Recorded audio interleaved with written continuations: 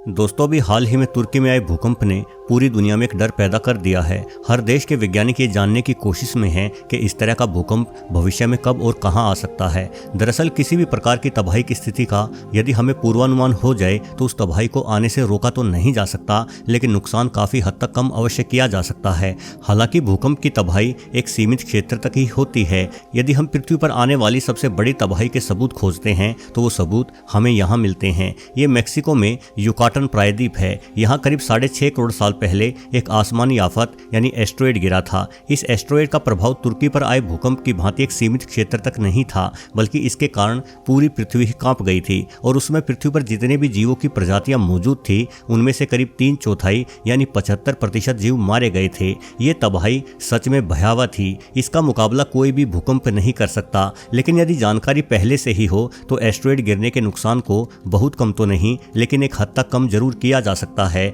कम से कम उस इलाके को तो खाली कराया ही जा सकता है जिस इलाके में एस्ट्रॉयड गिरने वाला हो। वैसे एस्ट्रॉयड गिरने की तबाही के बारे में पूर्वानुमान लगाना काफी आसान भी प्रतीत होता है। कई हॉलीवुड फिल्में इस बारे में बन चुकी हैं, जिनमें कोई सनकी सा वैज्ञानिक अचानक ही पृथ्वी की ओर आ रहे किसी एस्ट्रॉयड को देख लेता है और दौड़कर सबको बता देता है। किंतु वास्तव में एस्ट्रॉयड गिरने का पूर्वानुमान लगाना बहुत ही पेचीदा है। ये किसी सनकी वैज्ञानिक का नहीं, बल्कि एक टीम का काम है। शायद आपको यकीन न हो, किंतु एस्ट्रॉयड गिरने से संबंधित जितने भी पूर्वानुमान हमने आज तक लगाए हैं उनमें से सिर्फ एक ही सच हुआ है। वर्ष 2018 में वैज्ञानिकों की एक टीम अफ्रीका के बोत्सवाना के जंगलों में गई। वैज्ञानिकों की ये टीम जंगल में चारों ओर कुछ खोज रही थी। हर झाड़ी और ऊंची घास के मैदानों की तलाशी ली जा रही थी। दरअसल नासा समेत दुनिया के कई बड़ी अंतरिक्ष एजेंसियों ने यह दावा किया था कि इन जंगलों में एक एस्ट्रॉयड गिरने वाला है। हालांकि वैज्ञानिकों का मानना था कि एस्ट्रॉयड का बहुत ही छोटा टुकड़ा यहाँ गिरा होगा। वस्तुतः एस्ट्रॉयड तो पृथ्वी पर प्रतिदिन गिरते रहते हैं, लेकिन हमारे वायुमंडल से घर्षण होने के कारण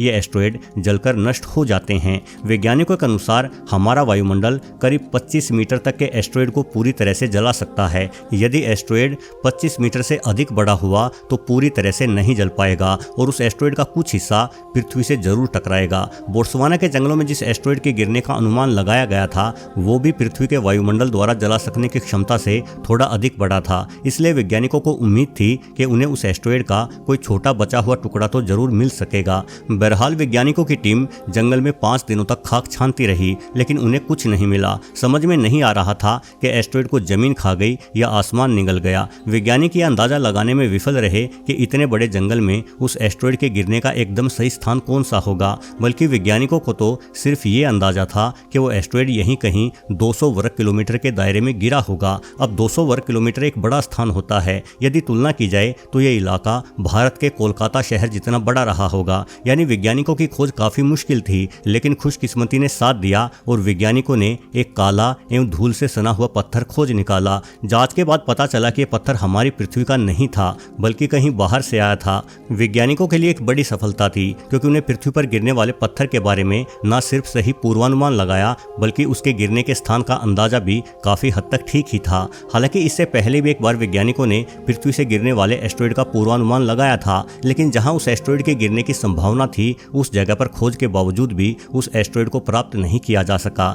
दोस्तों, समय समय पर पृथ्वी पर गिरने वाले इन एस्ट्रॉयडों के बारे में सही जानकारी जुटाना बेहद जरूरी है, लेकिन फिर भी दुनिया का कोई भी देश इस तरह की खोज को गंभीरता से नहीं लेता, जिसकी वजह है एस्ट्रॉयड के गिरने की संभावना बेहद कम होना। पृथ्वी पर यदि पिछले 100 सालों का इतिहास देखें तो केवल एक बार ही ऐसा हुआ है जब किसी भयंकर एस्ट्रॉयड ने पृथ्वी को हिला दिया हो। वर्ष 1908 में साइबेरिया के टुंगुस्का में एक अनजाना पिंड पृथ्वी से आ टकराया था। कुछ वैज्ञानिकों का कहना था कि यह पिंड वातावरण में घर्षण होने के कारण इतना अधिक गर्म हो गया था कि इसमें हवा में ही विस्फोट हो गया, जिस वजह से यह और भी अधिक खतरनाक बन गया था। इस पिंड में हुए विस्फोट के कारण करीब 100 किलोमीटर तक के इलाके में आग का एक गुब्बार उड़ा। इस आग की चपेट में आकर एक भरा पूरा जंगल नष्ट हो गया। अनुमान के मुताबिक 8 करोड़ से अधिक पेड़ इस आग के कारण जलकर राख बन चुके थे।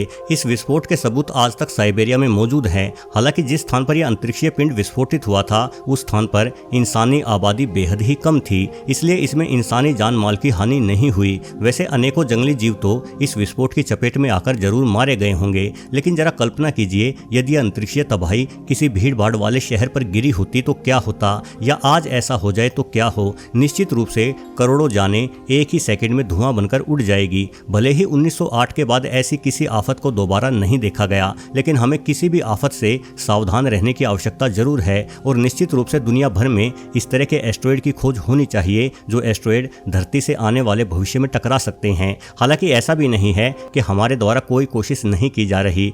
अमेरिका की हवाई यूनिवर्सिटी ने अपने क्षेत्र में 2 स्थानों पर दूरबीनों का एक बेहतरीन सिस्टम तैयार किया है। इन दूरबीनों द्वारा किसी तेज नज़र की तरह लगातार अंतरिक्ष पर निगाहें रखी जा रही है। जल्द ही हवाई यूनिवर्सिटी इस तरह की दूरबीनें दुनिया के कई अन्य देशों में भी स्थापित करने का इरादा बनाए हुए है, लेकिन दुनिया के ज़्यादातर देश इस तरह के प्रोजेक्ट को लेकर गंभीर नहीं है। इसलिए आर्थिक तौर पर इस प्रोजेक्ट पर काम करने वाले लोगों को काफ़ी दिक्कतें आ रही हैं। वैसे 2018 में बोट्सवाना के जंगलों में गिरने वाले एस्टेरॉयड का भी सबसे पहले पूर्वानुमान इन्हीं दूरबीनों द्वारा लगाया गया था। पृथ्वी के नज़दीक अब तक करीब 30,000 एस्टेरॉयड खोजे जा चुके हैं और इनकी वास्तविक संख्या तो और भी अधिक है। वैज्ञानिकों के अंदाजे के अनुसार करीब 10 लाख एस्टेरॉयड लगातार पृथ्वी के इर्द गिर्द घूम रहे हैं और इन सब पर निगाह रखना हद दर्जे का मुश्किल काम है। इसके लिए हमें बहुत बड़े पैमाने पर दूरबीनें लगानी होगी। दोस्तों, यदि हम किसी तरह से अपनी ओर बढ़ते एस्टेरॉयड के बारे में जान भी जाएं तो क्या हम उस एस्टेरॉयड के गिरने से होने वाली तबाही को रोक सकते हैं? ये एक बड़ा और तार्किक प्रश्न है। इस बारे में कुछ वैज्ञानिक दावा करते हैं कि हम किसी तरह का न्यूक्लियर विस्फोट आदि करके शायद उस एस्टेरॉयड को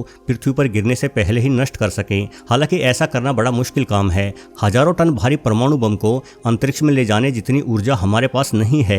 वैज्ञानिक कहते हैं कि हमारी ओर आने वाला कोई एस्टेरॉयड यदि बहुत बड़ा होता है तो उस एस्टेरॉयड की पृथ्वी से टक्कर को हम रोक सकने के काबिल नहीं हैं, किंतु यदि एस्टेरॉयड 1 या 2 किलोमीटर से छोटा आकार रखता हो तो उस एस्टेरॉयड को पृथ्वी पर गिरने से पहले ही नष्ट किया जा सकता है। ध्यान देने वाली बात यह है कि पृथ्वी पर आने वाले अधिकतर एस्टेरॉयड मंगल और बृहस्पति के बीच में स्थित एस्टेरॉयड बेल्ट से आते हैं और यहाँ मौजूद अधिकतर एस्टेरॉयड काफी छोटा आकार रखते हैं। यानी यदि सही से पूर्वानुमान लगा लिया जाए तो इन एस्टेरॉयड की टक्कर से हम अपनी पृथ्वी को बचा सकते हैं। एरिजोना यूनिवर्सिटी के प्रोफेसर एलेजेंड्रा का कहना है कि पृथ्वी पर गिरते एस्टेरॉयड के बारे में सिर्फ जान लेना ही काफी नहीं है। ये एस्टेरॉयड हमारी तरफ बेहद तेजी से बढ़ते हैं, इसलिए इनके बारे में पूर्वानुमान भी हमें तेजी से लगाना होगा ताकि हमें एस्टेरॉयड के खिलाफ अपनी रणनीति बनाने का समय मिल जाए। दोस्तों, देखा जाए तो हमारे ब्रह्मांड में जीवन कोई महत्वपूर्ण चीज नहीं है। इस विशाल ब्रह्मांड में पृथ्वी जैसे अरबों खरबों ग्रह होंगे जहां पर जीवन मौजूद होगा। ऐसे में यदि किसी एक ग्रह से जीवन विलुप्त हो जाए तो इस घटना को